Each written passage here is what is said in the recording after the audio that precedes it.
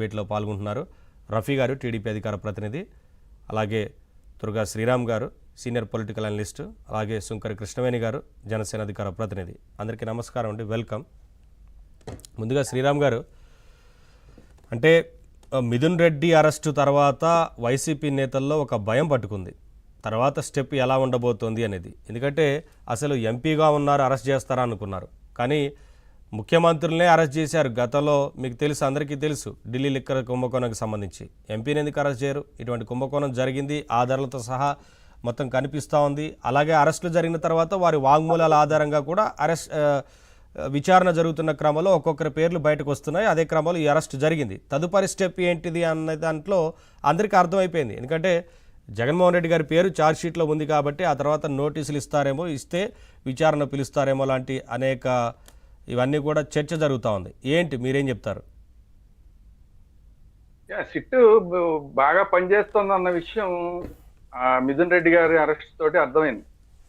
సిట్కి ఖచ్చితంగా మనందరం కూడా మార్కులు వేయాల్సిందే. ఎందుకంటే జనరల్ గా చాలా కేసుల్లో ఏంటంటే ఏదో కొంత దూరం వెళ్ళి ఆగిపోతాయి.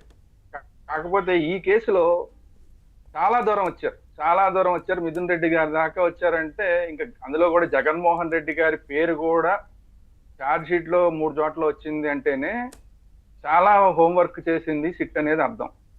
సో అంతవరకు మనం ఖచ్చితంగా సిట్ని మెచ్చుకోవాలి.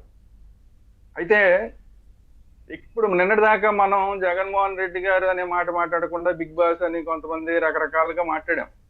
కానీ ఎప్పుడైతే ఛార్జ్ షీట్ లో ఆయన పేరు వచ్చిందో ఇక జగన్మోహన్ రెడ్డి గారు అనేది స్పష్టం అందరికీ. ఆ బిగ్ బాస్ ఎవరంటే స్పష్టంగా జగన్మోహన్ రెడ్డి గారే అనేది అందరికీ అర్థమైపోయింది.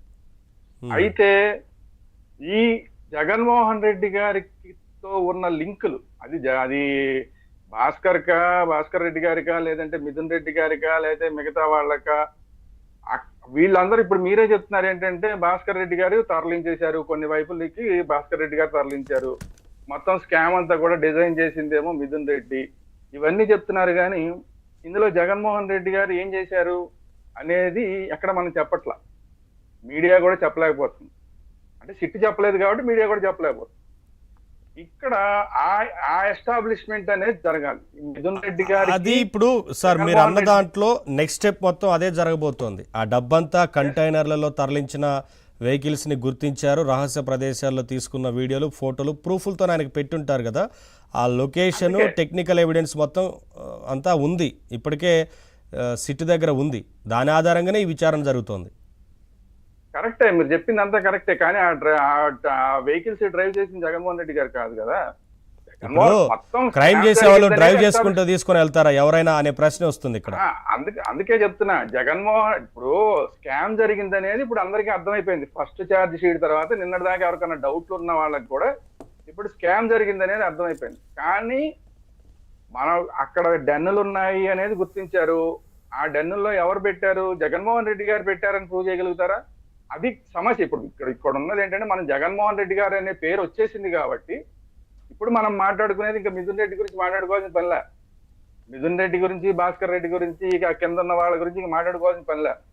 ఇప్పుడు అవన్నీ ప్రూవ్ అయిపోయినాయి. ఇప్పుడు ఆ డెన్నుల్లో జగన్మోహన్ రెడ్డికి, ఆ డెన్నులతోటి జగన్మోహన్ రెడ్డికి సంబంధాన్ని ఎస్టాబ్లిష్ చేయగలుగుతామా లేదా సిట్ అనేది, లేదా మిథున్ రెడ్డి గారు ఏమన్నా వీటన్నిటినీ జగన్మోహన్ రెడ్డి గారి దగ్గరికి ఏమైనా తీసుకెళ్లారన్న ప్రూవ్ ఏమన్నా దొరుకుతుందా లేదా? సార్ మీరు సరే ఒక మాట సార్, కొన్ని వేల ఫోన్ కాల్స్ మాట్లాడిన వాటిని అన్నిటిని కూడా బయటికి తీశారు, గుర్తించారు. అందులో వారితోని వీరితోని జరిగిన ఆ కాల్స్ ఆ లిస్ట్ ఉంటుంది కదా, దాని ఆధారంగా ఖచ్చితంగా ప్రూవ్ చేస్తారు. అలాగే అంతిమ లబ్ధిదారు ఎవరంటే వారే అనేది చాలా స్పష్టంగా అందరికీ తెలిసిన విషయమే కదా. అది ఎలా ప్రూవ్ చేస్తారనేది మీరు చెప్తున్నారు. Technical evidence, call data.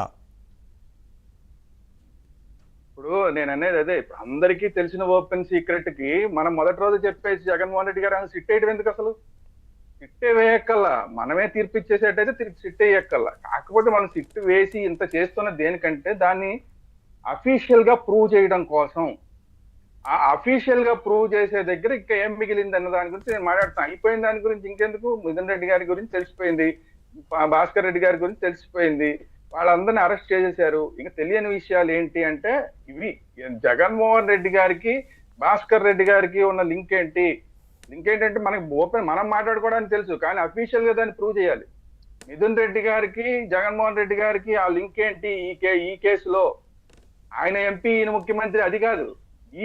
ఈ కేసులో, లిక్కర్ కేసులో జగన్మోహన్ రెడ్డి గారికి ఈయనకున్న లింక్ ఏంటి? అలాగే ఆ డెన్నులకి ఈయనకి ఉన్న లింక్ ఏంటి?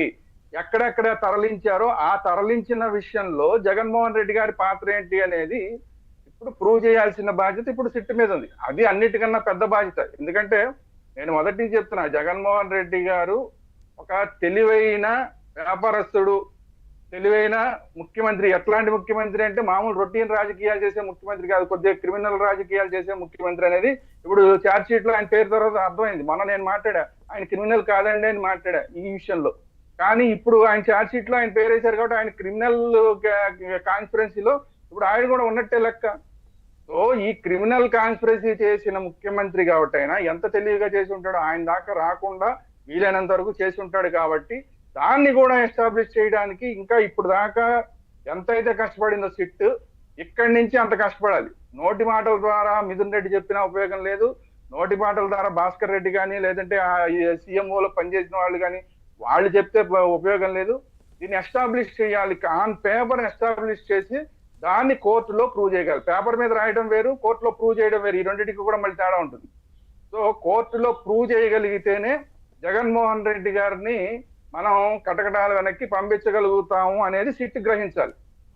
సో ఈ కార్యక్రమం అనేది చాలా ఇంపార్టెంట్. ఇప్పుడు దాకా జరిగిందంతా ఒక ఎత్తు, ఇక్కడి నుంచి జరగాల్సింది ఒక ఎత్తు. ఇప్పుడు దాకా జరిగింది ఆటోమేటిక్ గా చిన్న చిన్న వాళ్ళు దొరికేస్తారు, పట్టేసుకుంటారు, వాళ్ళని ఏదో వాళ్ళని గట్టిగా అడిగితే వాళ్ళు చెప్పేస్తారు, అయిపోతుంది. ఎస్టాబ్లిష్ చేయడం, ఆ టాప్ లో ఉన్న వాళ్ళ దగ్గర ఎస్టాబ్లిష్ చేయడం అనేది, అది గనక చేయగలిగితే ఎవరైనా ఒకటే, చట్టం ముందు ఎవరైనా ఒకటే. ఢిల్లీ ముఖ్యమంత్రి ఏమయ్యాడు, మధుకోడ లాంటి వాళ్ళు ఏమయ్యారు, లేదంటే జార్ఖండ్ లో కొంతమంది ఏమయ్యారు, ఇలా చాలా మంది ఉన్నారు. అందులో కొంతమందిని ప్రూవ్ చేయలేక శిబు సోరెన్ కొడుకు ఏమైందని ఆయన తీసుకెళ్లి అరెస్ట్ చేశారు, ఆయన ముఖ్యమంత్రిగా రాజీనామా చేశాడు, మళ్ళీ అదేం ప్రూవ్ అవ్వలేదు, మళ్ళీ వచ్చాడు, మళ్ళీ ఆయన ముఖ్యమంత్రి అయ్యాడు. అట్లా ఉండకూడదు.